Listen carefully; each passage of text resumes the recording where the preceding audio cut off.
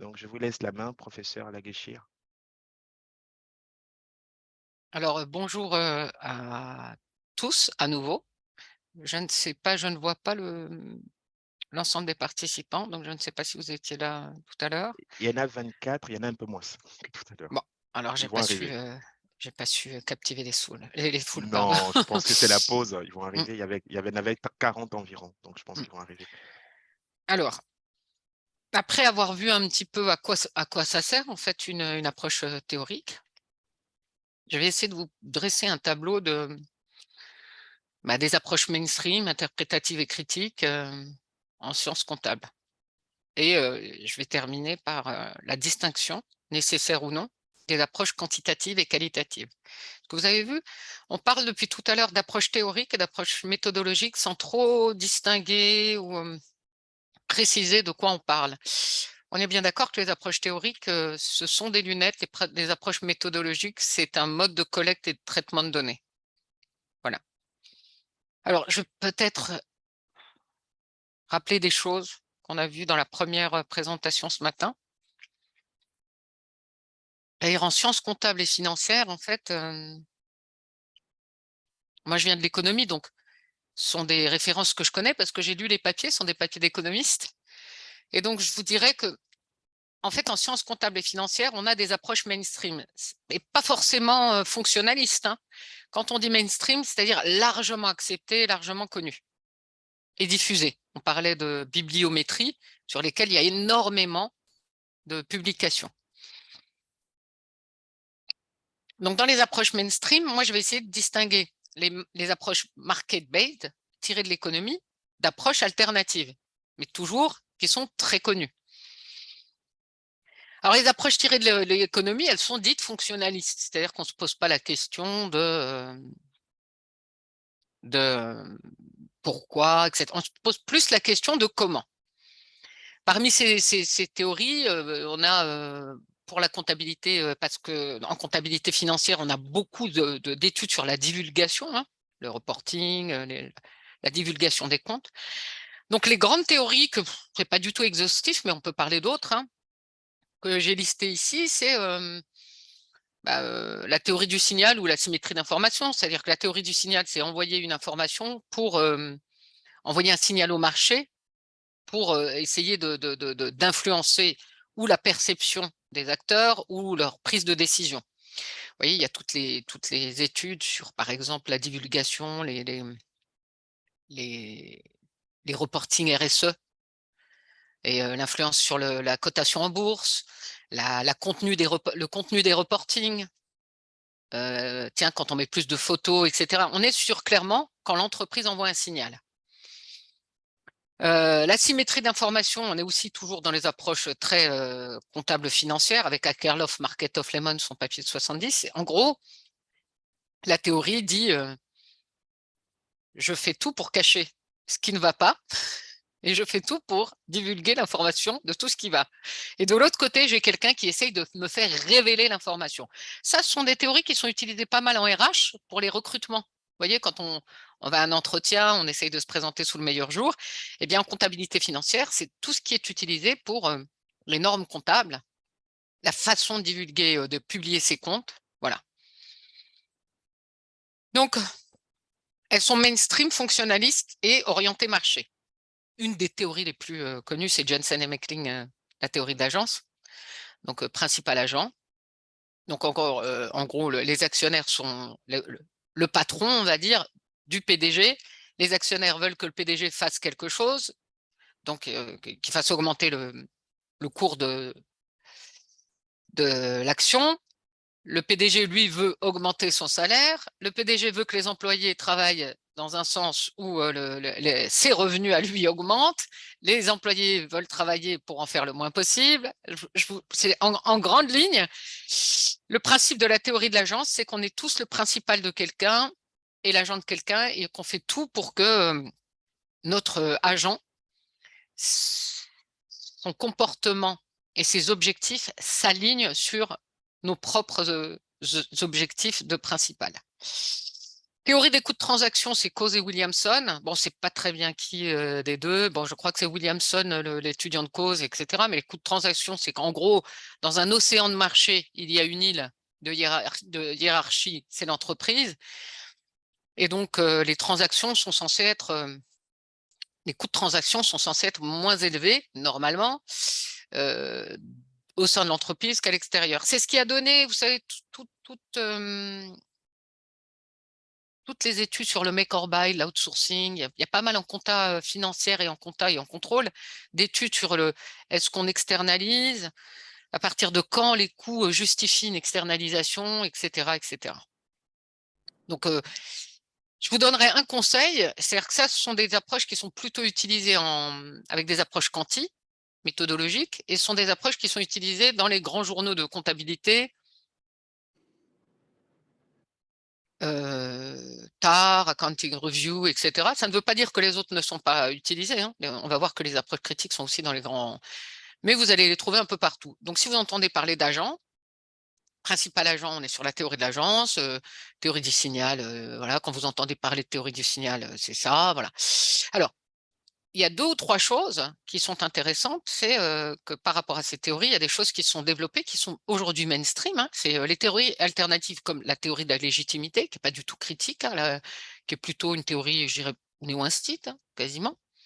Mais la théorie de la légitimité, c'est qu'en fait, on ne va pas divulguer de l'information pour le marché, on va pas chercher à connaître la véracité de la valeur d'une entreprise, mais on va plutôt chercher à être légitime. C'est-à-dire qu'on va diffuser de l'information pour assurer une légitimité.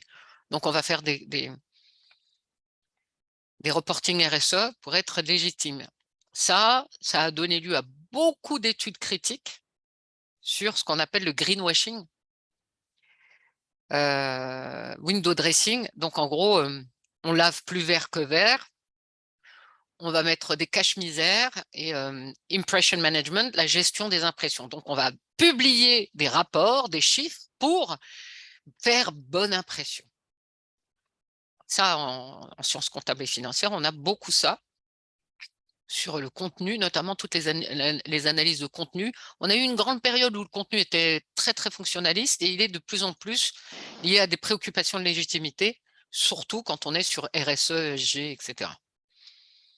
Bah, on m'a demandé ce matin, une bonne illustration pratique. Il n'y a pas encore de papier là-dessus, mais Orpea en France, c'est une grande entreprise qui gère des EHPAD, c'est-à-dire des instituts où on met des personnes âgées, qui avait un reporting ESG extraordinaire, un rating extraordinaire, et qui par ailleurs traitait ses locataires de manière inhumaine, avec du cost killing, donc de la gestion des coûts. Sur un repas qui coûtait 2 €, on enlevait 1 €. Donc, vous imaginez, sur les standards de temps, on avait 2 minutes par personne pour laver, habiller et coucher une personne âgée. Tous ceux qui ont des parents âgés autour d'eux comprendront que c'est pas très faisable. Donc là, on est clairement pour Orpea avec un magnifique rating ESG dans la théorie de la légitimité. La théorie des prospects que j'aime beaucoup, et qui est une théorie alternative, mais que vous trouverez dans TAR, par exemple, avec l'IP 93, c'est un papier dans TAR. The Accounting Review, c'est la revue d'accounting américaine. Qu'est-ce qu'elle dit, la théorie des prospects? Elle vient de psychologie. La théorie des prospects dit que, contrairement à ce qu'on pense en économie de base, on ne prend pas de meilleures décisions si on a plus d'informations. On prend une meilleure décision quand on a un niveau limité d'informations. Et Tversky et Kahneman montrent qu'en fait, on va cadrer, c'est-à-dire influencer la décision d'une personne en présentant les informations d'une certaine manière.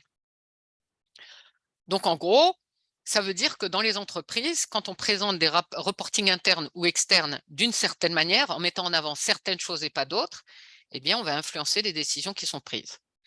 Je vous parle de la théorie des prospects parce que on parle souvent de framing ou de cadrage.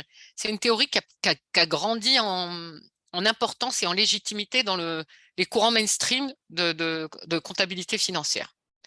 Je parle beaucoup de comptabilité financière parce que j'avais peur de parler un peu trop de contrôle. Mais ne vous inquiétez pas, je vais vous parler de contrôle. Tout ça s'applique bien sûr au contrôle. Je vous rappelle les différences entre comptabilité financière et comptabilité de contrôle. L'un est destiné à l'extérieur, l'autre à l'intérieur. L'un est régulé et a des standards et l'autre, on fait un peu ce qu'on veut. Voilà, dans les grandes lignes.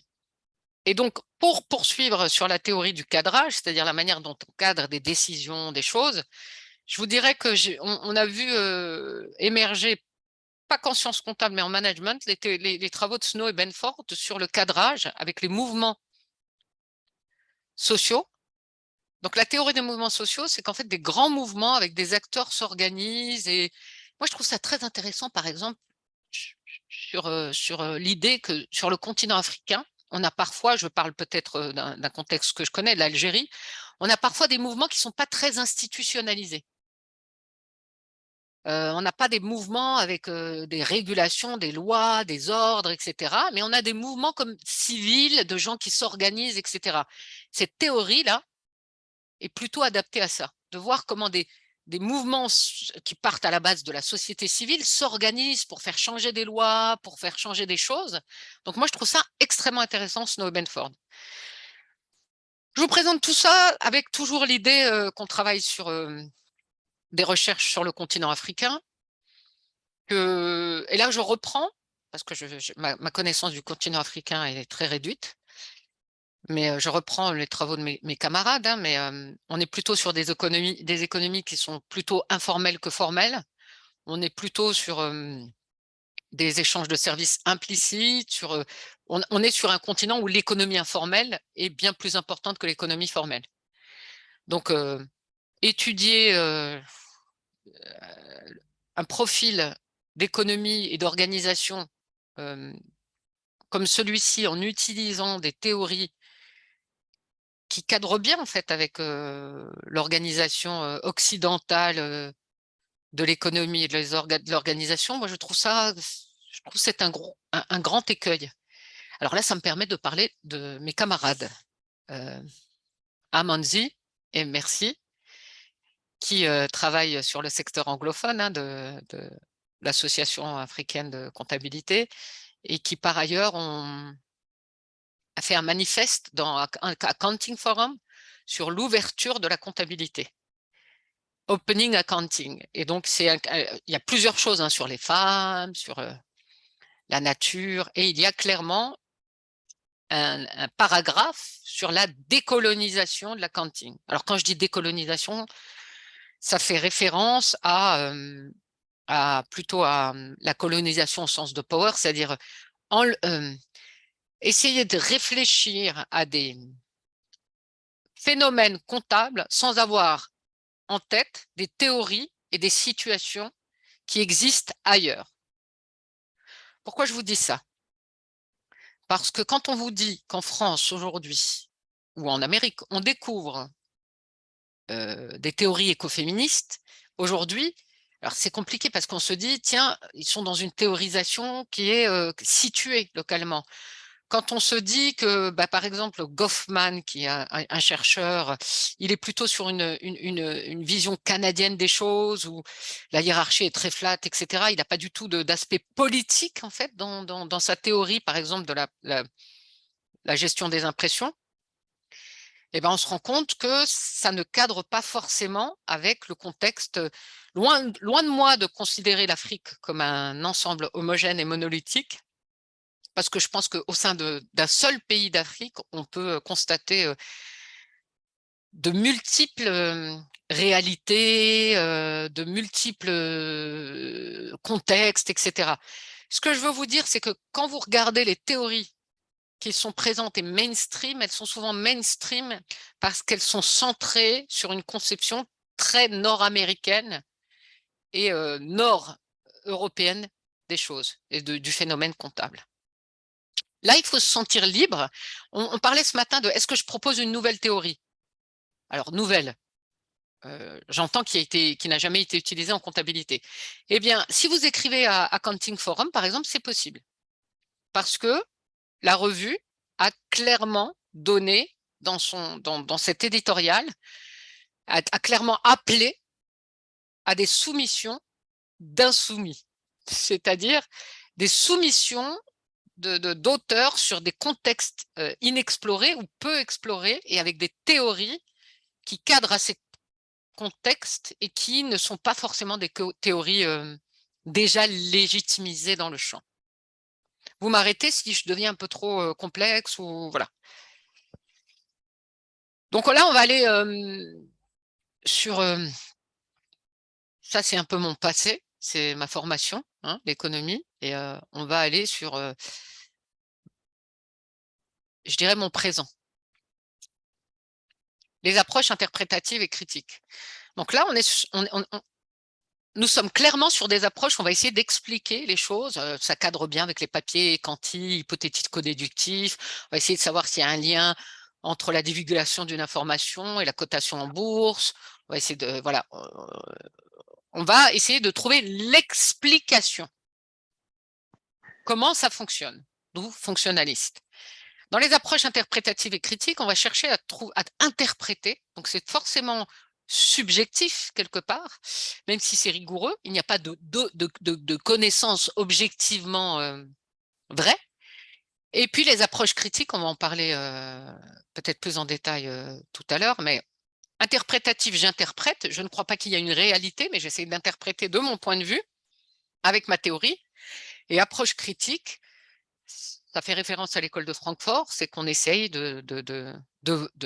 d'analyser les mécanismes sous-jacents au phénomène en ayant en tête que le capitalisme est une force puissante qui influence des sphères qui semblent très éloignées du marché. Quand je dis critique, ça ne veut pas dire forcément qu'on critique des choses. Ça veut dire qu'on va avoir une réflexivité, on va réfléchir et on ne va pas prendre les choses pour acquises, on va essayer de regarder derrière. Donc en gros, dans ces, Serge ou Conan vont pas forcément être d'accord. Moi, je mets interprétative et critique ensemble parce qu'il me semble que le positionnement épistémologique est proche et méthodologique très similaire. Voilà. Les objectifs et les motivations politiques ne sont pas les mêmes. Voilà. Je dirais que les interprétativistes sont centres et que les critiques sont plutôt des activistes. Voilà. Alors, aujourd'hui, il faut savoir que, par exemple, la spécificité du continent africain fait que dans les approches critiques, les contextes le contexte africain et les chercheurs venus ou localisés en Afrique sont plutôt les bienvenus. Voilà. Alors, les théories inspirées de la sociologie, j'ai choisi de distinguer les théories apolitiques et les théories politiques.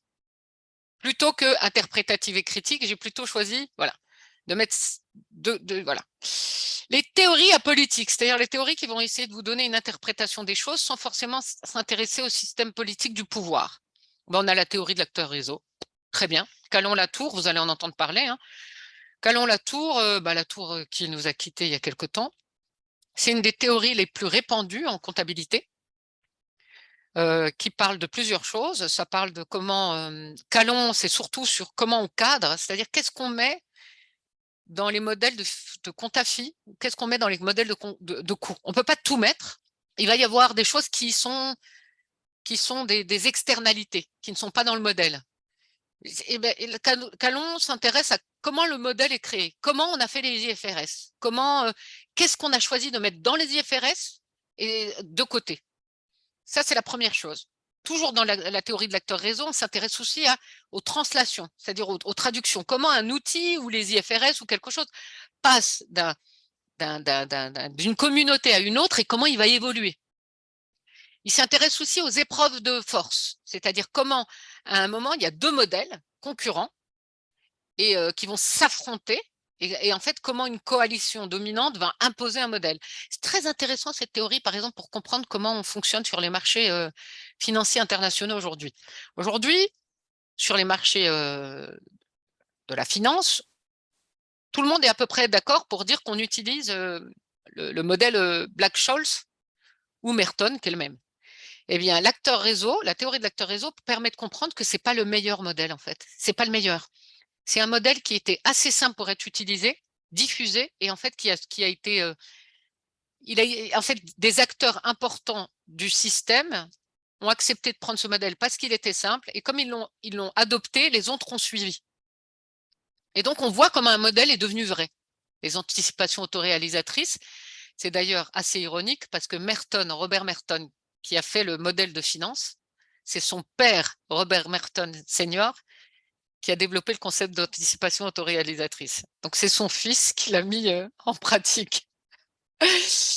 Donc, la théorie de l'acteur réseau, elle est très, très diffusée, elle est très puissante, elle permet d'expliquer beaucoup de choses, elle est très à la mode.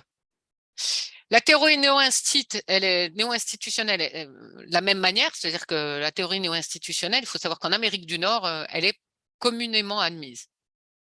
Aussi bien que les théories fonctionnalistes, elle peut même parfois s'apparenter un peu à des théories un peu fonctionnalistes. Ça, je ne devrais pas le dire, mais bon. Toutes les deux n'ont pas d'approche politique, c'est-à-dire que dans les deux, on ne s'intéresse pas au pouvoir et au jeu de pouvoir. Alors, il y a la théorie néo-instit, si vous regardez bien, depuis une dizaine d'années, il y a des théoriciens néo-instit qui essayent de mettre un peu de pouvoir là-dedans, pour essayer de comprendre, parce qu'il y a des choses qui ne s'expliquent pas par la rationalité, par les institutions, mais qui s'expliquent par le pouvoir. Et puis, il y a la théorie, vous allez entendre parler d'impression management ou de stigmatisation. Ça, c'est Goffman, c'est un sociologue nord-américain. Et pourquoi je dis que c'est apolitique? Parce que Goffman parle de stigmatisation, par exemple, des pauvres. Il y a pas mal de papiers sur, par exemple, les indigènes. C'est comme ça qu'on les appelle dans les papiers, dans les anciennes colonies britanniques. Par exemple, sur les populations indigènes chez les experts comptables. Le travail, par exemple, de Marcia Anicette sur, je ne sais plus si c'est les Barbades ou, mais en tout cas, les populations dans les Caraïbes qui descendent en fait des descendants d'esclaves. Donc, il y a des choses intéressantes. Il faut savoir que c'est pas ce qu'utilise Marcia d'ailleurs, dans la conception Goffman, on fait des catégories, par exemple, de personnes, mais à aucun moment, il ne prend en compte la dynamique de pouvoir autour de ça. Voilà. La gestion des impressions, qu'est-ce qu'il explique? Quand on se présente, on essaye de se montrer sous son meilleur jour, mais il n'explique pas que, par exemple, quand on est comme Donald Trump, la gestion des impressions n'est pas la même. Parce que quand on a du pouvoir, on a moins de pression sur se présenter d'une certaine manière, etc., etc. Donc, pourquoi je dis que c'est apolitique? Parce que c'est très intéressant, ça permet de comprendre beaucoup de choses, mais ça ne prend pas en compte le côté politique. Quand je dis politique, ce n'est pas forcément de députés, etc., c'est vraiment de pouvoir. Parce que, alors je parle du contexte que je connais, hein, par exemple, en France, il y a des relations de pouvoir très implicites qui sont, par exemple, la diplomation, le diplôme, de quelle école on est diplômé. Ça, c'est très important dans une organisation. Vous voyez? Et c'est même plus important que la performance de la personne. Vous voyez? Si on prend, par exemple, le Canada, ce n'est pas du tout le cas. La performance, il y a un peu de pouvoir, il y a un peu de politique, mais la performance est quand même primordiale. Donc, il faut savoir que Goffman a une théorie qui est extrêmement puissante pour décrire plein de choses, mais elle a quand même été façonnée dans un contexte nord-américain. D'ailleurs, à ce propos, moi, je l'ai là, je crois, dans ma bibliothèque. Je vous inviterai à lire La fabrique des scientifiques, où je vous donnerai, c'est une sociologue qui s'intéresse en fait à, comme Latour le faisait, à la sociologie de la production d'approches théoriques. C'est-à-dire qu'elle s'intéresse à, tiens, Goffman, il venait de quel milieu, comment il a pensé à ça, etc. Parce que souvent, on a des approches théoriques, et il faut savoir que ces approches théoriques, elles sont d'inspiration inductive. C'est-à-dire qu'à un moment, quelqu'un était sur un terrain et il a fait naître un modèle.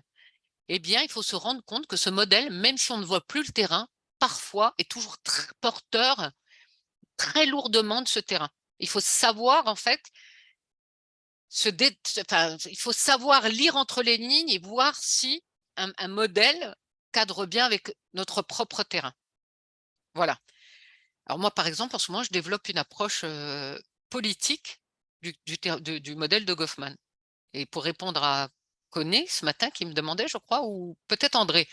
À André, eh bien, ma contribution théorique, c'est justement de prendre Goffman, de le combiner avec quelqu'un qui a une approche politique. Et donc, j'ai une approche politique de Goffman.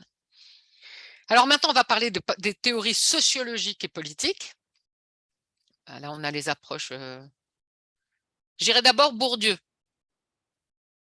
Et pourquoi je parlerai de Bourdieu? Parce que Bourdieu, c'est un Africain. Pourquoi Bourdieu, c'est un Africain? Parce que Bourdieu est devenu sociologue en Afrique. Bourdieu était philosophe, il a fait sa thèse en Kabylie sur les peuplades kabyles qu'il a comparé d'ailleurs aux peuplades du Berry, dont il est originaire. Et donc, il est devenu sociologue à ce moment-là. Et donc, ce que j'apprécie en fait dans l'œuvre de Bourdieu, c'est peut-être son universalité dans le sens où c'est peut-être pas universel, mais en tout cas, ça cadre bien avec plusieurs sociétés. Parce qu'on peut pas dire que la société kabyle fonctionne comme la société française, vous voyez. Donc, c'est intéressant ce qui est intéressant dans les approches bourdieusiennes, c'est qu'on va penser en termes de capital, pas seulement économique, symbolique. Donc, on va penser au capital social, qui on connaît, intellectuel, ce qu'on a dans la tête, culturel, ce que l'on sait, ce qu'on connaît de la culture, etc. Il va parler de reproduction, c'est-à-dire dans son livre La Distinction, il explique que les élites font des élites et que la populace fait et qu'en gros, on a des processus puissants de reproduction qui sont à l'œuvre. Et même si un enfant est très intelligent, etc., son milieu détermine grandement ce qu'il va devenir.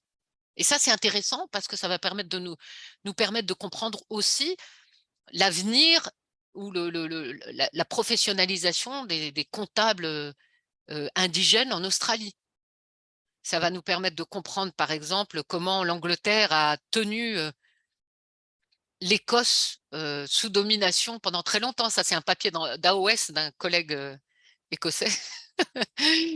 Donc, ça va permettre de voir comment les cabinets d'audit, lors du développement des activités de conseil commerciaux, vont asseoir leur domination, les grands cabinets d'audit, avec de la reproduction. Donc ça, c'est très intéressant. Il est aussi, moi je trouve, c'est un des cadres qui s'est développé le plus ces dernières années et qui prend en compte l'aspect politique, justement.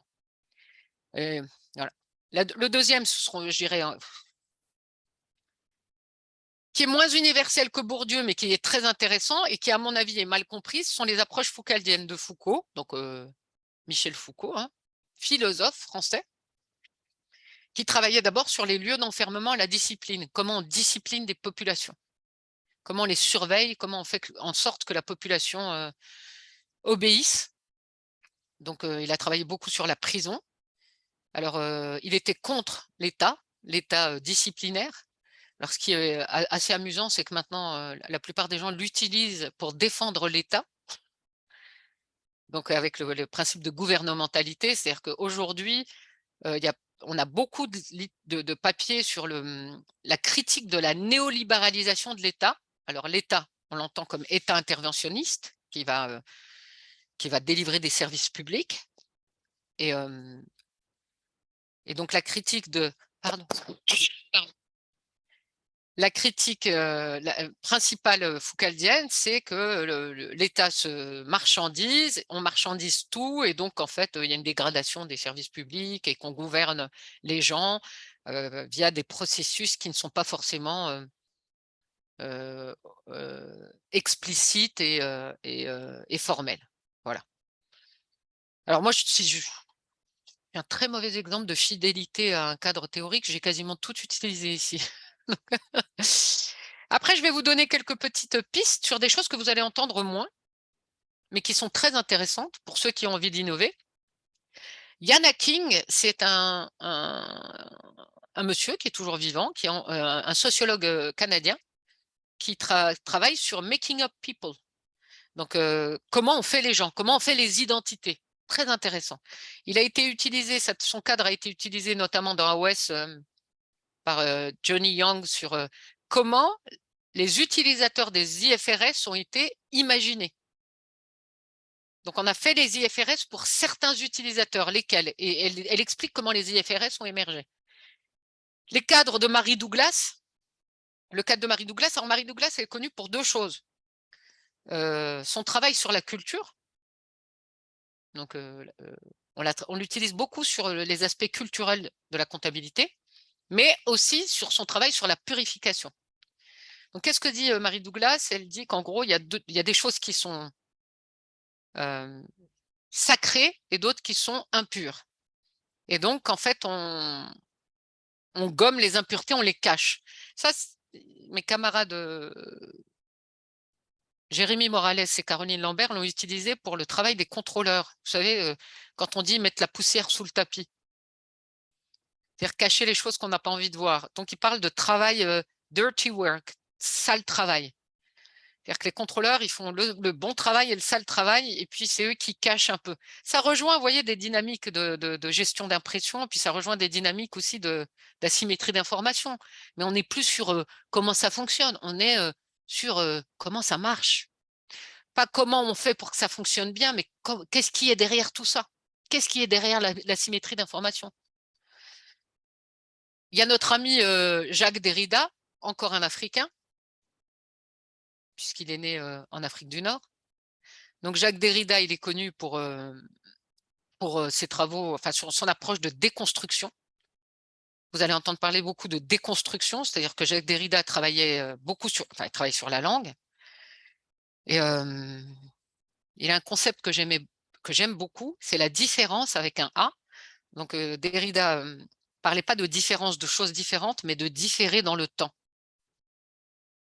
Donc il explique qu'en fait, il y a des traces, il parle de mots, mais il explique que pour comprendre un mot, il faut comprendre sa phrase, mais il faut comprendre le passé de ce mot, etc. etc. Et je trouve qu'il est presque pas utilisé en comptabilité, mais c'est intéressant, ce concept de différer, c'est à la fois être différent et à la fois avoir une conséquence dans le temps, soit un passé, soit un futur, de changer avec le temps, d'être différent des autres et de changer avec le temps. Je trouve que ça s'applique parfaitement sur les notions de standards, la diffusion des standards de comptabilité. On a Baudrillard, Jean Baudrillard, qui n'est pas africain, mais qui est rémois. Jean Baudrillard, qui est utilisé pas mal sur la notion de simulacre, c'est-à-dire que la comptabilité représente quelque chose. Et puis, on a ce truc de l'IFRS, de quelque chose qui représente quelque chose qui représente quelque chose. Il est utilisé, Baudrillard, en comptabilité financière dans un papier dans AOS sur, à un moment, à force de représenter quelque chose qui représente quelque chose qui représente, on est dans le simulacre, c'est-à-dire qu'on ne représente plus rien qui a un rapport avec une réalité vécue. Moi, je trouve ça très intéressant. Et donc, on est sur l'hyper-réalité. C'est-à-dire qu'il y a la réalité, et puis quand la comptabilité fait référence quand c'est un discours sur un discours sur un discours, quand les IFRS sont tellement complexes qu'on voit plus ce qu'il y a derrière, on est sur de l'hyper-réalité. Il y a notre ami Deleuze, qui est vraiment critique pour le coup et qui lui travaille sur… moi, je travaille un peu avec Deleuze, qui rejoint un peu Foucault sur la discipline. C'est-à-dire que Deleuze, il a conceptualisé la société de contrôle, l'idée qu'on n'est plus discipliné, on n'est plus surveillé à des moments et sanctionné, on est en surveillance continue. C'est-à-dire que le contrôle de gestion aujourd'hui en entreprise, c'est plus une fois par mois, une fois par an, c'est en continu qu'on va collecter de l'information sur ce que les collaborateurs sont en train de faire, etc. etc. Et puis, il y en a plein d'autres, hein, mais il y a Butler sur les études de genre. Alors, les études de genre, c'est comment femmes, hommes, etc., comment on peut avoir des inégalités en comptabilité, etc. etc. Alors moi, ce que je trouve intéressant dans les études de genre, c'est dans les études de genre et de diversité, je préfère dire diversité, parce que j'ai l'impression quand même que en comptabilité, par exemple dans les grands cabinets d'audit, être une femme ou être africain, c'est exactement quasiment la même chose. Voilà. Donc, sauf que si on est un homme africain, on ne se fera pas licencier quand on aura un enfant. La différence peut-être avec une femme, africaine ou non. C'est-à-dire qu'il y a des choses à explorer là-dessus. Je vous parle un peu de ça. Je ne dis pas que la recherche fonctionnaliste n'est pas importante. J'en ai fait, j'en viens, j'ai appris beaucoup de choses. Je suis arrivée à la recherche interprétative et critique parce que j'avais besoin de comprendre ce que je voyais en économie. J'avais besoin de comprendre les mécanismes sous-jacents. J'avais besoin de comprendre comment ça se passait dans la réalité sociologique des choses. Comment les processus d'interaction sociale participaient à la réalité décrite économiquement. Vous voyez? Voilà. Il n'empêche que je reste toujours très intéressée par les papiers quanti, fonctionnalistes, que j'en lis beaucoup et que je vais vous démontrer pourquoi il n'y a pas de distinction ou il n'y a pas du pur et de l'impur. Vous voyez, il n'y a pas de sacré et d'impur. Et je vais vous dire ça tout de suite. Est-ce qu'il me reste un peu de temps? Oui, il me reste un peu de temps, Oui. n'est-ce pas? Oui. Est-ce qu'il faut distinguer le quanti du quali? Alors, dans le quanti, moi, j'aimerais savoir ce qu'on met dans le quanti. Parce que quand j'étais en économie, dans le quanti, il y avait plusieurs choses. Il y avait l'économétrie, donc on fait des stats. Il y avait l'économie mathématique, on fait des modèles. L'expérimentation, donc le behavioral, le comportemental. D'accord? Tout ça, c'est du quanti. Les surveys. D'accord? Tout ça, c'est du quanti. On est bien d'accord. Le quali, c'est quoi? L'ethno, aller observer, observation participante, les interviews, les données secondaires, donc l'archivage, les textes historiques, faire des recherches par exemple sur Factiva, sur Le Monde, la presse, etc. Tout ça, j'entends ça par quali, d'accord? Parce qu'attention, il y a des personnes qui estiment que par exemple, une revue de littérature, c'est du quanti, quand c'est bibliométrique. Moi, je dis que c'est un peu du quali, mais bon. À partir du moment où il n'y a pas d'analyse mathématique et statistique approfondie, pour moi, c'est du quali. Le quali, c'est aussi la coder, c'est-à-dire que on code, on va aller prendre des données, des interviews, puis on va coder avec NVivo, etc. On va avoir des variables, donc on peut avoir des variables dans le quali. Dans les approches mainstream, en quali, on a des variables expliquées, etc. C'est très amusant cette idée qu'en fait, contrairement à ce qu'on pense, c'est une grande nuance de couleur et qu'en fait, il n'y a pas vraiment de quanti, pas vraiment de quali. Mais bon, bref. Donc, quand je parle d'approche quali et quanti, je parle d'approche méthodologique, ma méthode, ma recette de cuisine. Quand je parle de fonctionnaliste et d'interprétativiste ou de critique, je parle d'approche théorique. Il faut savoir que les théories fonctionnalistes ne sont pas toujours combinées à des approches méthodologiques quantitatives. On peut être fonctionnaliste et avoir une étude de cas. On regarde dans TAR, il y a ça. C'est-à-dire qu'on n'a pas de théorie, on n'a pas de modèle, on fait de l'induction pour faire un modèle, justement. D'accord? Donc, on est sur du fonctionnaliste et pourtant, on est sur du quali. Vous voyez?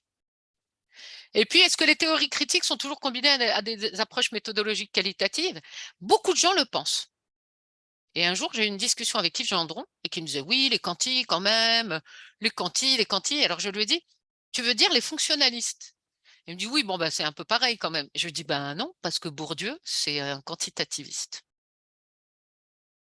C'est-à-dire que Bourdieu, à part sa thèse, c'est un quali. Dans sa thèse, il était quali puisqu'il faisait de l'ethnographie, etc. Mais son livre, La Distinction, sont des statistiques. Donc c'est un chercheur, on peut dire que une grosse partie de l'œuvre de Bourdieu repose sur des méthodes quanti. Alors ce que j'aime avec Bourdieu, c'est qu'il fait comme moi, de l'opportunisme méthodologique. Donc, en gros, il faut vraiment vous poser la question de qu'est-ce que j'ai comme données. Mais c'est vrai que si vous avez des grandes séries temporelles, ça va être dur d'avoir une approche critique, mais c'est possible. Thomas Piketty, qu'est-ce qu'il fait? Il prend des grands Kondratiev. Vous savez, les grands Kondratiev, ce sont des cycles économiques. Et pourtant, qu'est-ce qu'il explique? Il a une théorie, il adopte une théorie clairement critique. Donc, moi, je vous invite à dépasser ça.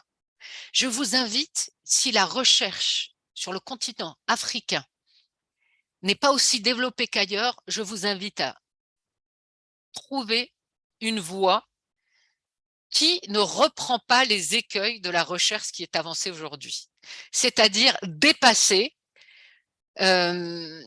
l'existant. C'est-à-dire qu'aujourd'hui, dans les recherches mainstream, en Amérique du Nord, parce que c'est à peu près là où tout se passe, on est clairement sur des dichotomies quantique, quali, avec fonctionnaliste, pas fonctionnaliste. Enfin, donc, il faut dépasser tout ça. Et moi, je crois qu'il faut avoir une approche originale, l'approche qui sied au mieux au contexte et à votre volonté. Et là, je ne parle pas à tous les participants de manière monolithique. Hein. Chacun d'entre vous doit réfléchir à sa propre voix. Qu'est-ce que j'ai comme données? Qu'est-ce que j'ai envie de dire? Voilà. Aziza, il y a une question de Dienabo. Oui. Est-ce que tu veux bien prendre les questions, Dienabo? Oui, et après, je conclurai. Je t'en prie. Dienabo, vous avez levé la main. Oui, merci beaucoup. Merci Je vous en prie. pour la présentation. Alors, ma question, ce serait de savoir, dans le cadre d'une thèse, par exemple, en Vous pouvez comptabilité, parler un peu plus fort, s'il vous plaît? oui, excusez-moi. Donc, je disais que, par exemple, dans le cadre d'une thèse en comptabilité, est-ce qu'il serait possible de combiner les deux approches, c'est-à-dire l'approche quanti et quali? Et dans ce Alors, cas, oui, allez-y, oui, allez-y. allez-y. Je vous le déconseille. D'accord. Ce n'est pas une contribution. Parce qu'à chaque fois que j'ai vu des gens faire ça, ça s'est mal terminé parce que vous parlez à deux tables différentes. Vous êtes entre deux tables. Vous savez ce qui va se passer? En fait, quand vous parlez à deux tables, vous parlez à aucune. C'est-à-dire que vous êtes sur deux communautés différentes. Les qualis ne vont pas aimer votre partie quanti et les quantis ne vont pas aimer votre partie quali. Si c'est un papier, vous serez rejeté quoi qu'il arrive parce que l'éditeur va le donner à un quanti et un quali. Voilà. On ne, je ne sais pas comment vous dire. C'est comme si faut choisir la table à laquelle vous voulez participer. D'accord. Merci. Très bien, merci Dienabo. Je le dis de manière un petit peu abrupte, c'est parce que j'aimerais vous éviter des années de travail pour une grande déception.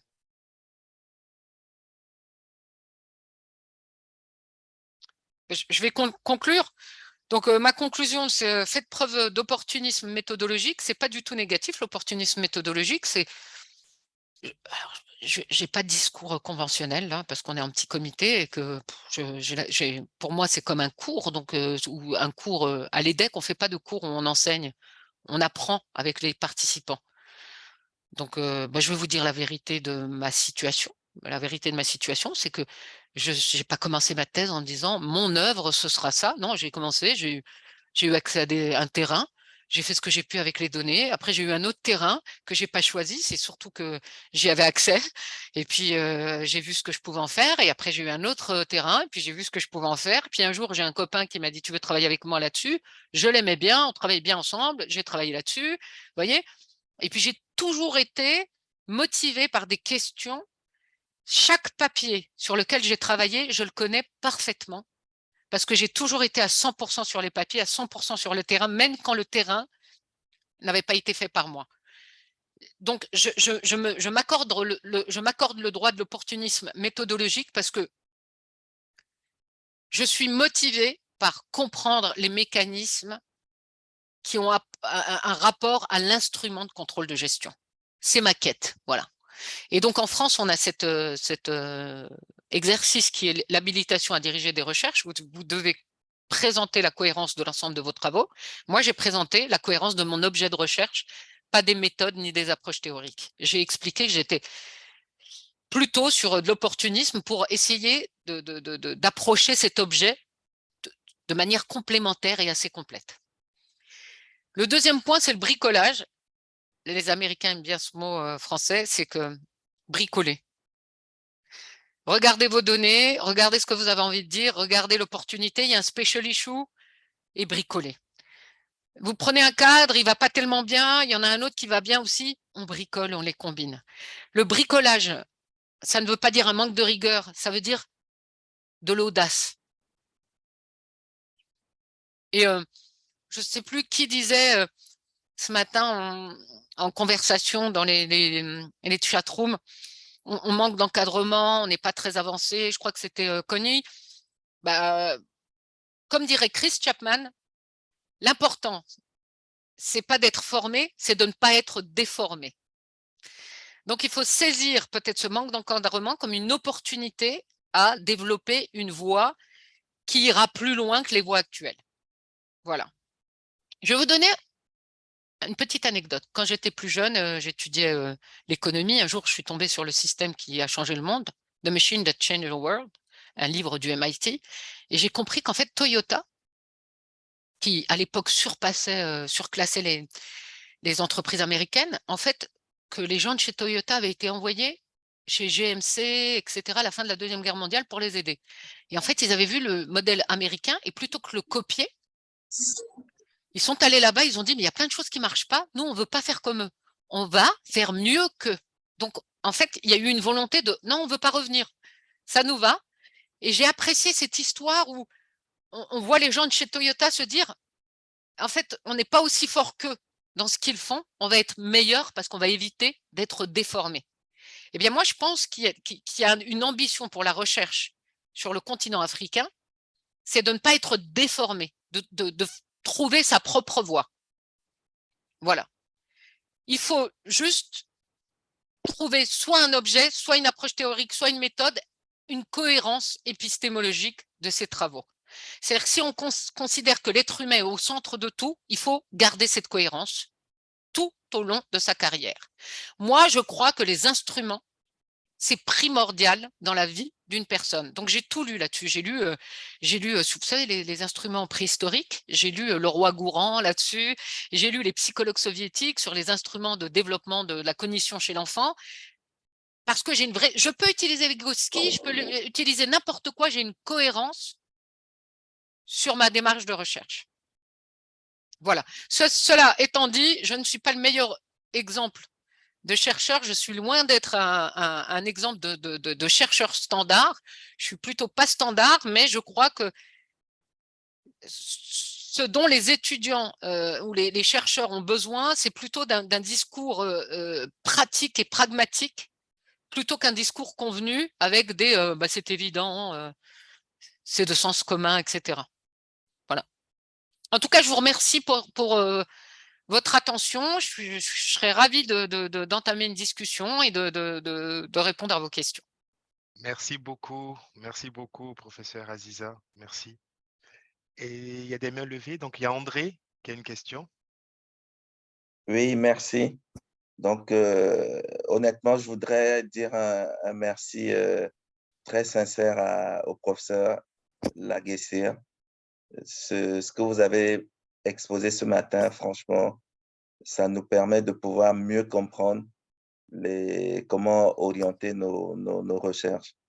Alors, je sais qu'en 2 heures de temps, vous n'avez pas la possibilité vraiment de rentrer dans le plein potentiel de ce que vous voulez nous apporter comme message. Du coup, j'ai envie de vous demander, est-ce que vous avez des références bibliographiques à nous suggérer pour approfondir les éléments que vous avez abordés ce matin? Donc, c'est un peu ça ma question. Merci. Alors, merci pour vos remerciements. Ce que je peux proposer à Serge et à Conan, c'est peut-être qu'on pourrait se mettre d'accord sur un certain nombre de livres. Moi, il me semble avant tout qu'il faut lire les revues de littérature. Mais je ne peux pas vous donner une liste parce que je ne sais pas sur quoi vous travaillez, que la liste serait trop longue pour l'ensemble de la comptabilité. Mais ce que je peux faire, c'est vous donner des références en contrôle, par exemple. Et surtout, ce que je peux faire, c'est vous donner des références sur comment écrire des papiers. Mais malheureusement, ces références sont avant tout en anglais. Il y a très peu d'auteurs francophones qui prennent le temps d'écrire comment faire un papier. Voilà. Moi, je fais cette présentation, souvent les universités m'invitent, je présente la manière de comment faire un papier pour CCA, qui n'est pas la même que faire un papier pour ACRA, vous voyez? Donc, Ça ne gêne pas, hein. L'anglais, franchement, n'est pas un souci. Ça, Bon, ben si vous alors, avez moi, des références. je peux envoyer quelques références à Serge qui vous les transmettra. C'est ça. Moi, je travaille particulièrement dans la finance digitale. Ah, Comme vous le savez, voilà, en Afrique aujourd'hui, le taux d'inclusion est faible et donc il y a beaucoup d'acteurs qui essaient de proposer des services financiers en se basant sur les technologies telles que le téléphone portable pour pouvoir améliorer l'inclusion financière. Donc, j'essaie un peu de comprendre quelles sont les dynamiques de conception de ces produits financiers, en quoi est-ce qu'ils cadrent avec les besoins pour une meilleure inclusion financière. Donc, c'est un peu ça mes domaines de recherche. Donc, je suis très intéressé par des apports théoriques que je pourrais mobiliser pour pouvoir comprendre un peu l'adoption, l'utilisation. J'utilise beaucoup tout ce qui est TAM, le modèle d'acceptation des technologies. Et alors voilà. faites attention. C'est Oui. André qui parle là? Oui. Oui. Alors André, moi j'ai eu ce problème parce que je travaille sur le digital aussi. Et en fait, à un moment, je lisais un peu trop en technologie, en information system, etc. Faites attention, si vous voulez publier en compta, il faut vous référer à ce qu'on fait en compta. Et en compta, il y a toute la littérature sur le contrôle, la surveillance, le digital. Il faut, dès le départ, asseyez-vous à cette table-là. Parce que quand vous me parlez du modèle TAM, on est plus sur système d'info, etc. Mais ce que je vous OK. propose, André, comme c'est très spécifique, vous pourriez m'envoyer un email me OK. rappelant tout ça, et moi, je pourrais vous donner des références ciblées. Merci infiniment. Et je Merci peux le faire beaucoup. parce que c'est un peu mon domaine, parce que je travaille un peu là-dessus, mais je ne veux pas le faire sur tous les domaines, mais celui-ci, je peux vous donner quelques éléments. Merci beaucoup, professeur. Merci. Par ailleurs, André, je crois qu'un des acteurs principaux du paiement par téléphone, c'est un ancien EDEC Ah, d'accord.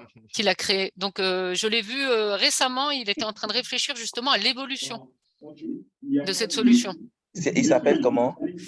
Je me souviens plus de son prénom, mais il faudrait que je vous retrouve le nom de l'entreprise. C'est vraiment, c'est du paiement, vous savez, pour Amazon, etc. C'est du paiement par téléphone Oui, et en cash aussi, je crois. Vous voyez? oui, oui. Envoyez-moi, c'est pas le lieu, mais envoyez-moi un mail et comme ça, je pourrais reprendre ces informations, vous les envoyer. D'accord, ça marche, professeur. Merci beaucoup. Nous Je vous avons en prie. on a deux autres questions. Il y a Garafi qui a la main levée et ensuite il y a une question sur le chat. Oui, merci beaucoup, Madame, pour cette belle présentation très enrichissante. Moi, j'ai quelques questions par rapport à la cohérence. Comme vous savez, donc, je viens de soutenir ma thèse de doctorat sur l'impact de l'audit interne, voire une contribution à l'étude de l'impact de la mise en place des fonctions d'audit interne sur la gouvernance des entreprises, cas des entreprises publiques marocaines à activité marchande. Il a été soutenu le 9 juin 2022, mais vu que je suis en phase de postulation pour des concours de professeur assistant ici au Maroc, donc, j'ai publié un certain nombre d'articles euh, pour renforcer mon dossier scientifique. Bien sûr, parmi ces articles, je me trouve avec trois contributions. La première concerne les villes intelligentes durables vers un meilleur niveau de vie, d'expérience de Qatar, et l'autre, le secteur agroalimentaire, levier de développement socio-économique. L'autre parle de ce qui a été pris dans le cadre de la lutte contre la pandémie de Covid-19 au Maroc, les efforts du Maroc en cette matière, c'est-à-dire contre la lutte de la pandémie, la crise de Covid-19. Ma question, c'est est-ce que je peux garder ces trois publications au niveau de mon CV, même s'ils ne sont pas en cohérence avec les articles, les autres articles que je publie dans le cadre de l'audit et du contrôle de gestion. Il me semble que quand on envoie un CV, c'est comme quand on divulgue des comptes, il faut essayer de gérer les impressions. Donc, moi, c'est très personnel, mais il me semble qu'un CV doit avant tout se focaliser sur le cœur de ce que vous pensez présenter comme profil. Et ensuite, vous pouvez toujours ajouter des choses qui ne sont pas au cœur de ce profil. Ça montre que vous êtes flexible, polyvalent, etc. Donc, vous pouvez clairement présenter les papiers qui découlent de votre thèse en mettant publication ou recherche tirée de la thèse, et ensuite avoir un autre paragraphe avec autre recherche. D'accord. Autre axe, ouverture sur 10 autres axes de recherche. Très bien. Nous avons Merci une autre beaucoup. question. Je vous en prie. Je vous en prie. Nous avons aussi une autre question il y avait une main levée, je crois. Il y a la main Soukaina. Oui, bonjour. Oui, allez-y, s'il vous plaît. Oui. Alors, j'ai une petite question pour notre chère professeure Aziza.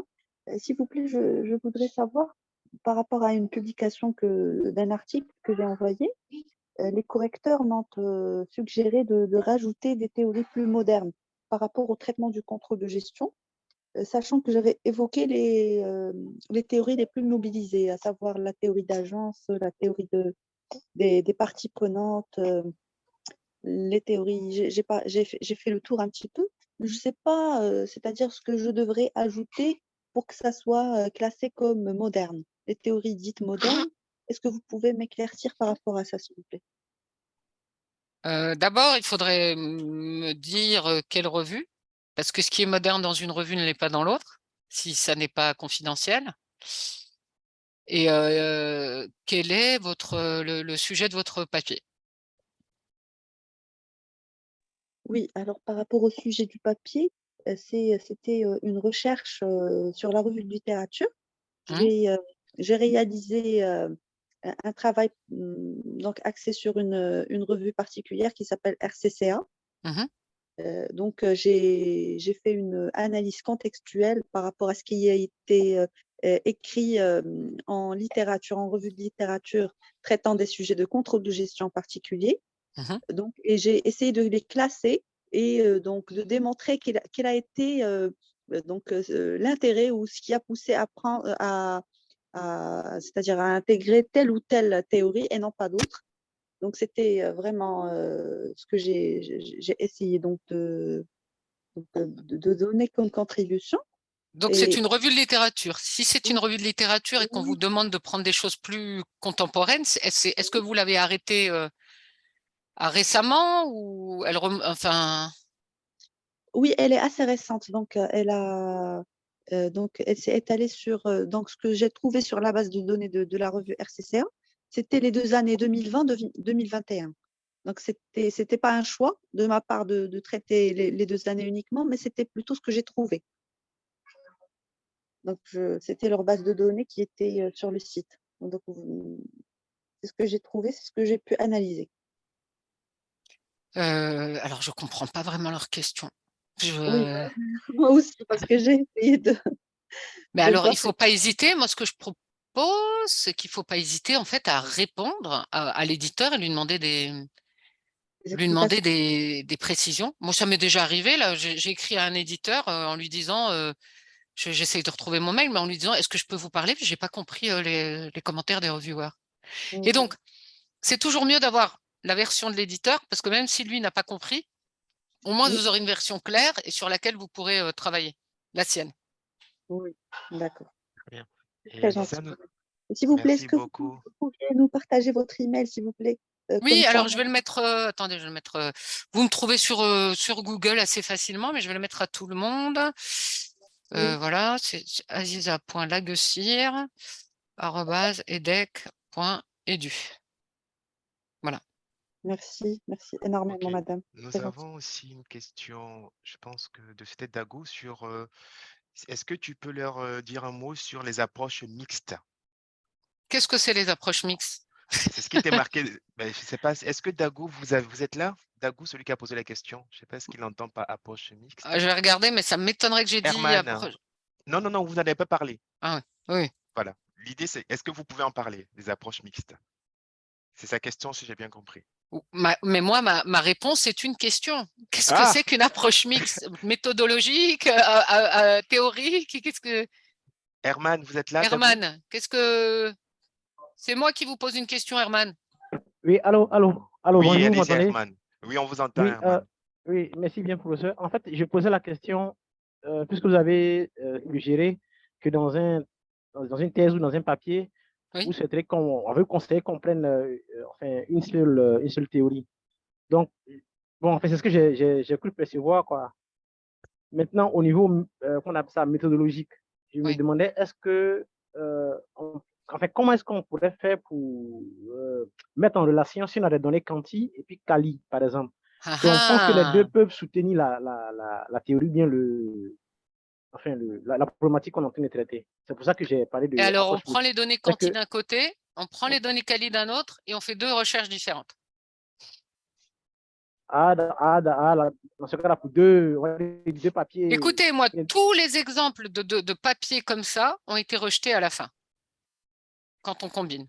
Et c'est ce que je disais, c'est parce que vous parlez à deux tables différentes. Donc, si vous parlez à deux tables différentes, votre message est confus et personne ne sera content. Donc, il vaut mieux s'asseoir à une table, délivrer un message, s'asseoir à l'autre, délivrer un message. Et très pratique, de manière très pratique, je suis éditeur, je reçois un papier comme ça, je l'envoie à un quanti et un quali, ils ne seront jamais d'accord.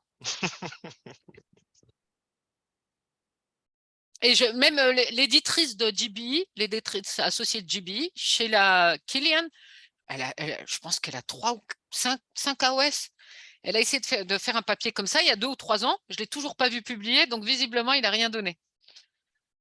Voilà, elle a essayé en expliquant, oui, on a fait du quali, après on a vu des choses intéressantes, donc on a fait du quanti pour corroborer ça, etc. Oui, bah, si vous avez fait ça, moi je suis reviewer, je dis, bah, vous n'avez pas besoin du quali alors. Montrez-nous juste le quanti, si ça vous a donné l'idée. Ou je suis reviewer quali, je dis, bah, ça ne m'intéresse pas le quanti. Essayez de m'expliquer comment l'idée vous est venue. Vous voyez? Mais j'ai essayé de le faire. J'ai commencé ma thèse, c'était une approche quali-quanti. Je n'ai fait aucune publication sur ma thèse. Aucune. C'est pour vous dire. J'ai essayé. Hein. J'ai passé quelques années et ça a toujours été rejeté pour la même chose. OK. Maintenant, une dernière question, s'il vous plaît, professeur. Est-ce que par exemple, dans un papier ou dans une thèse, on peut, en fait, somme de critique, utiliser deux théories en parallèle? Oui. C'est-à-dire en parallèle ou en même temps? Enfin, en parallèle dans le sens que les faiblesses de l'une des théories puissent combler l'autre. C'est-à-dire qu'à la fin, on est une jonction quoi, entre les deux théories. Bon, ou bien peut-être que c'est avant, après, bon, mais est-ce qu'on peut utiliser ça en même temps, dans le sens qu'après, on est on va dire, on griffe les avantages de deux théories fondues dans une contribution? Alors, c'est ce que je disais tout à l'heure par combiner. Si vous amenez une théorie et que vous amenez une autre théorie pour la compléter sur un point précis du terrain, par exemple, moi je vous parlais d'un cas de néo-institutionnel et je vois sur le terrain qu'il y a des dynamiques de pouvoir, j'amène le papier d'Emerson et j'ajoute, et là ça va bien. Et puis parce qu'au niveau épistémologique, ils sont tous d'accord pour dire que les gens sont des gens, que voilà. Là ça marche bien. Si je prends moi j'ai déjà vu des papiers où les personnes m'amenaient deux théories, on ne m'expliquait pas comment elles arrivaient, comment elles se combinaient. C'est-à-dire qu'il faut me convaincre qu'elles vont bien ensemble. Et puis surtout, je me disais, mais pourquoi il y en a deux si c'est pas juste pour montrer qu'on peut. Donc, il n'y a pas de oui ou non. C'est comme en audit. Vous voyez, en audit, il n'y a pas de bonne réponse. Il y a une réponse justifiée, pertinente et documentée. C'est la même chose. La combinaison, choisir deux théories. Si vous arrivez à m'expliquer pourquoi vous le faites, à quoi ça vous sert, et que vous m'expliquez dans le détail comment ça marche, comment les deux vont marcher ensemble, d'accord. Mais si d'autres ont des exemples, Steven, Serge, autres que mon expérience, parce que mon expérience est assez limitée, Voilà, je vous invite à… Aziza, vous êtes modeste, hein. Exactement. Peut-être j'aurais juste. Anderson, attends, Oh, et sorry. il est revenu, Conan. Anderson. Et Oh, Aziza, non, plus tard. excuse-moi, Anderson, hein. Aziza, je voulais juste avoir, j'ai une question. Oui. Y a-t-il une différence entre la notion qu'on dit approche théorique ou théorique? Parce que très souvent, on dit approche théorique, on dit théorie. Est-ce qu'on dit théorie tout court ou tu dis approche théorique? Moi, je préfère dire, moi, je suis très rigoureuse, je dis même catégorie conceptuelle. Ah, tu m'aides pas là. Pourquoi? Parce que, comme disait Bertrand, il écrit un papier pour Bertrand Malch pour AGPT, et il prend Crozier-Friedberg. Moi, Crozier-Friedberg, je connais, moi, je lis les livres. Je suis encore de ces gens qui lisent les livres. Parce que j'ai lu les livres sur le tard, comme j'ai été formée en économie, on lisait que des papiers. Et alors, je lui dis, il écrit son papier, et je lui dis, mais c'est pas ça, Crozier-Friedberg, c'est beaucoup plus complexe. Il me dit, oui, mais j'ai pas besoin de tout ça, j'ai besoin de 3 concepts. Et en fait, il a raison, et il a publié son papier. Et c'est ce jour-là que je me suis dit, en fait, je n'utilise pas de théorie. C'est un mot qu'on utilise comme ça. Mais en fait, on ne prend pas une théorie. Ce qu'on fait, c'est qu'on prend des catégories conceptuelles pour mieux raconter notre terrain et pour mieux l'interpréter. Et c'est pour ça que c'est plus facile de dire catégorie conceptuelle, parce que là, on peut voir qu'on peut prendre, ou concept, hein, mais qu'on peut en prendre plusieurs et les combiner. Si les théories sont compatibles. C'est-à-dire que la théorie, c'est un grand ensemble. Par exemple, Bourdieu, c'est pas vrai que les papiers utilisent la théorie de Bourdieu. Souvent, ils utilisent soit l'habitus, soit ils utilisent autre chose. Donc, ils utilisent que quelques concepts. Donc, moi, je dirais que par rigueur, je dis souvent, quand je l'écris en tout cas, quand je l'écris dans les papiers, je dis conceptual categories. Je ne dis jamais my theory. Je mets theoretical background. Donc, je mets cadrage théorique, je mets approche théorique, mais je ne mets jamais théorie. Et la rigueur, c'est quand même ce qui fait qu'un papier passe le premier round. Hein. Parce qu'on peut dire n'importe quoi dans un papier, il peut être mal écrit, mais si c'est un minimum rigoureux, l'éditeur a toujours une sorte d'empathie en disant si c'est rigoureux et que ça dit n'importe quoi, ça peut continuer à être rigoureux et dire les choses clairement. Et du coup, qu'est-ce que tu dirais de comment on appelle ce qu'ils appellent la théorie enracinée, grounded theory? Pour toi, c'est une approche et une méthode. C'est pas une théorie, on est d'accord. C'est comme la théorie des parties prenantes, c'est pas une théorie. C'est pas une théorie, on dit au fait dans la vie, il n'y a pas que des actionnaires, il y a aussi des gens qui, c'est pas une théorie, c'est une approche générale de la vie, mais c'est pas, j'appellerais pas ça. Une théorie pour moi, c'est un système dans lequel de lunettes, c'est-à-dire c'est une grille d'analyse qui est structurée, articulée, qui se veut complète et qui utilise des catégories conceptuelles avec un vrai positionnement ontologique et épistémologique.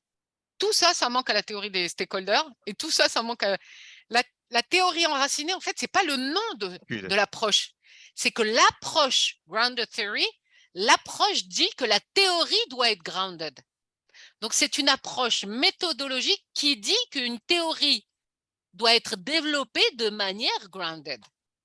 Donc, il ne faut pas mélanger l'objectif de cette approche, qui est grounded theory, avec ce qu'elle est. Exactement. Merci beaucoup. Et je vous invite, attendez, je vous invite, parce que c'est comme ça que ça fonctionne, parce que je vois bien, moi, en gestion, en sciences comptables, en quanti, j'ai beaucoup de légitimité parce que les gens qu'on cite, je les ai lus en économie. Je vous invite, si vous travaillez sur beaucoup de quanti, à aller lire les papiers incontournables en économie. Akerlof, Jensen Meckling, Modigliani Miller, etc. Ceux qui font du quali, je vous invite à aller lire de la sociologie. Voilà, parce qu'on n'est pas une discipline. En France, la gestion, ça date des années 80. Bon, en Amérique du Nord, c'est la Deuxième Guerre mondiale avec la recherche opérationnelle, mais bon, on est une discipline qui n'a pas de corpus théorique. Donc, si vous voulez avoir une idée de théorie, allez voir chez les voisins. Très bien. Y a-t-il d'autres remarques, d'autres questions? Là, on a bien débordé. Ah, désolé. Non, c'est super, c'est très Moi, j'avais enrichissant. fini on time. En effet, en effet. Après, il y a Tiven qui nous a rejoint. Donc, je rappelle à tout le monde que Thiroven Sobaroyen fait partie des membres exécutifs de l'AFA, de l'association. Donc, si Tiven veut prendre la parole. Ah, dit quelque je ne veux pas chose? prendre plus de temps, mais c'est juste pour. J'ai bien apprécié les dernières 20 minutes. Je suis désolé de ne pas pouvoir avoir plus de temps. Aziza, c'est brillant. J'ai du mal à trouver quelque chose à ne pas être d'accord avec Aziza. Ça va être difficile. Les grands esprits se rencontrent. Je sais, mais il faut que je trouve quelque chose. J'arrive pas. Oui, tu peux dire que catégorie conceptuelle, c'est quand Euh, même très tiré par les cheveux. ouais, on peut, voilà, disons, mais non, mais je peux comprendre et c'est bien d'avoir cette approche, comment dirais-je, d'engagement avec les étudiants et les doctorants, qu'on dit comment ça se passe. C'est pas, ce qui est écrit dans les livres, c'est autre chose. C'est pas la même chose dans la réalité, comment on travaille. Donc, non, j'ai juste pour vous dire, Aziza, mais merci beaucoup pour cette contribution et aussi à Conan et à Serge et à Vidisha pour tous leurs efforts et que j'espère qu'on continue. C'est tout ce que j'ai à dire à ce moment. En Merci tout cas, moi, je beaucoup. serais ravie si vous le désirez à un moment ou un autre, si vous avez envie, sous un format ou un autre, que je présente les revues dans lesquelles Super. Mhm. je suis éditeur, éditrice, rédactrice en français. Et si vous voulez que je présente la conversation de la revue, c'est-à-dire nous, ici, dans cette revue, voilà de quoi on parle, voilà comment on en parle, et voilà comment les papiers doivent être faits. Super. Si vous voulez avoir ce genre d'intervention, je serais plus que ravie de le faire. Super. Et aussi voir comment on se débrouille avec les réponses Oui, c'est aux évaluateurs, comment répondent les Oui, évaluateurs. exactement. Il y Oui. a ces Parce que moi, j'ai éléments. eu ça plus jeune Ouais. à Imperial College, ça m'a beaucoup aidé. Hmm. Non, mais donc, du coup, dans le prolongement de ce que tu viens de dire, Aziza, l'idée, c'est qu'on fait une programmation pluriannuelle. Donc là, on est sur 2022-2023. Donc, 2023-2024, on a prévu, en effet, des ateliers sur la publication. Ok. Donc, on serait sur les règles de publication, les Mm. revues, et Mm. voilà. Donc, on Mm. serait là-dessus. Donc là, pour tout le monde, en février, on aura une présentation sûrement de Mohamed Cheli autour de la Mhm. méthode qualitative. Mm.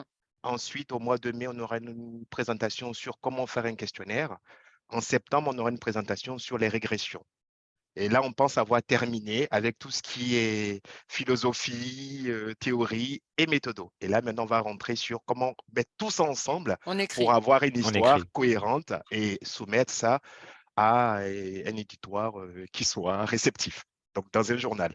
Donc, c'est un Moi, peu je ça vous la invite à faire réflexion. ça parce qu'on nous a vraiment, on a eu une réunion de board sur CCA et on se lamentait du peu de soumissions africaines Hmm. et de zéro soumission qui passe le premier round et pour pour des questions bêtes. C'est envoyer les papiers aux éditeurs avant de les soumettre. Et on vous dit mais qu'il n'y a pas de théorie, donc vous serez rejeté. Et on peut vous donner une idée. On peut vous dire, ah là, moi, je verrais bien cette théorie. Ah là, moi, je le fais tout le temps, ça, pour des Français, pour des Canadiens. Alors, il ne faut pas décomplexez-vous. Écrivez aux éditeurs. Et si vous avez un peu peur, vous m'écrivez et puis moi, je vous mettrai en contact avec l'éditeur qui est pertinent pour votre recherche. Super. Donc, pour ceux qui sont restés, s'il vous plaît, est-ce que vous pouvez répondre à l'enquête de satisfaction? Donc, j'ai qu'une dizaine de personnes sur 30, donc c'est très peu. Allez. Allez, faites un effort pour répondre. Donc, on va terminer là. Donc, je tenais au nom du comité Moi, j'ai déjà d'organisation, répondu. du comité exécutif. Merci C'est bien. beaucoup, Garafi, de remercier chaleureusement Aziza qui a pris de son temps très précieux pour nous faire cette excellente et brillante présentation. Merci beaucoup, Aziza. C'est vraiment très gentil à toi. Eh bien, Et merci pour C'est l'invitation. beaucoup. non, je Merci. t'en prie. Et ta demande ou ta proposition de t'inviter à de prochains ateliers est bien entendu. Voilà, donc on n'hésitera pas à faire appel Dans à toi longtemps, pour dans longtemps. oui. Dans 6 mois? Non, je plaisante. Ouais. L'année prochaine. Au Ghana l'année Et prochaine. oui. Oui, j'allais Donc, justement demander, Aziza, tu viens, hein? Normalement. Non, come on! Je touche du bois. We never know. Covid, whatever. Non, si tu me dis Inch'Allah, Inch'Allah. Inch'Allah, c'est OK. Inch'Allah. Inch'Allah, c'est OK. et, Il n'y a pas de problème. et pour tout le monde aussi, donc je fais la promo de la prochaine conférence de l'AFA. Donc vous trouverez là dans le chat, la prochaine conférence de l'AFA aura lieu début septembre 2023. Donc, vous pouvez dès maintenant commencer à travailler vos papiers. Vous pouvez soumettre en français, en anglais ou en arabe. Donc, Oh, c'est très ouvert. Donc, c'est bien ça, Espagnol? Steven, hein? Espagnol, portugais? Non, je crois pas. Steven, On a du mal. on a toujours l'arabe, hein, Steven. Il me semble, il faudra que je vérifie, il me semble. Parce qu'il y avait l'arabe l'année dernière au Caire. L'année j'espère qu'il y a dernière, une c'était pas au continuité. Caire, mais ça, bon, on reste toujours ouvert. Hein. Ok. D'accord. Donc, vous pouvez déjà commencer à préparer vos papiers pour une soumission au mois d'avril-mai prochain pour nous retrouver à Accra, au Ghana, pour un bon moment de partage scientifique. Voilà. Moi, j'en profite pour faire une petite communication sur l'association francophone de comptabilité et l'appel à communication qui a lieu en ce moment. Je crois que la deadline est pour janvier. Oui. Communication en français, en anglais. N'hésitez pas, moi je serai là-bas. Je vais par ailleurs animer un symposium sur une sorte de numéro spécial de CCA sur l'éthique du chiffre. Donc Mohamed connaît bien hein, l'éthique du chiffre, il a travaillé sur l'idéologie des nombres. Donc voilà, il y a plein de choses. Si vous voulez vous connecter avec moi sur LinkedIn, n'hésitez pas, je relais souvent des appels à communication ou des conférences. Voilà. Merci beaucoup. Donc, je vais juste essayer d'attraper l'appel à communication de l'AFC. Donc, c'est sur la continuité et rupture que je vais diffuser ici. Oui. Donc, le prochain congrès de l'AFC aura lieu à Lyon. C'est l'association francophone de comptabilité. D'accord? Donc, si vous me donnez 2 secondes, je vais vous le déposer dans le chat aussi. Comme ça, vous aurez AFA et AFC. S'il vous plaît, vous pouvez fermer vos micros. C'est désagréable. Vous pouvez fermer vos micros. Moi, j'avais peur qu'on entende les travaux. Oui, attendez, je vais couper le son parce qu'en même temps que je fais ça, je dois… Du coup, je ne peux pas faire en direct, en fait. C'est un peu… Je suis tout seul à gérer l'ordinateur, donc c'est pas évident. Donc, on a Jean-François qui était là tout à l'heure, qui est parti, face Castor. OK. Donc, vous avez dans la discussion… Il est là? D'accord. Oui. Je ne sais pas si Jean-François voulait dire quelque chose. Non, mais on a la chance de t'avoir.